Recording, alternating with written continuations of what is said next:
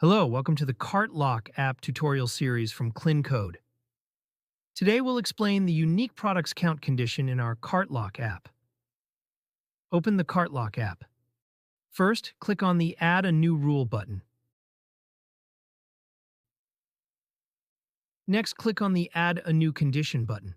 From the list that appears, choose the Unique Product Count option. Here, block if less than sets the minimum quantity allowed, anything less will be blocked.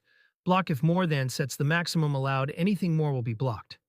Remember, you can't use block if less than and block if more than at the same time. For this example, we'll enter 3 in the block if less than field, so the customer's order will be blocked if the unique product count is less than 3. Now, give your rule a name.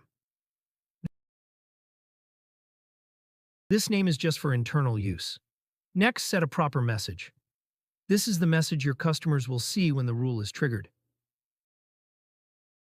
Make sure it's simple and helpful. Click the Save button to apply your rule. That's it. Your rule is now set. Now let's add 2 wooden spin and 5 black bear to the cart.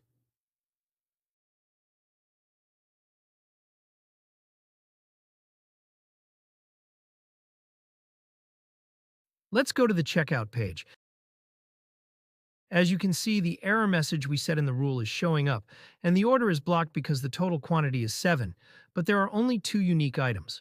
Our rule requires 3 unique items to allow the order. Now, let's add another new item to the cart.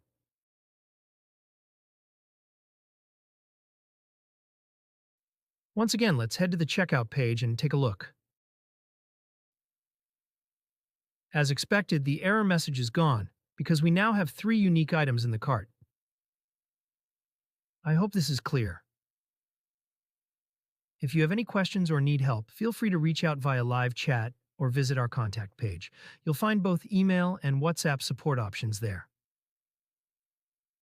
Thanks for using the Cart Lock app. Happy selling!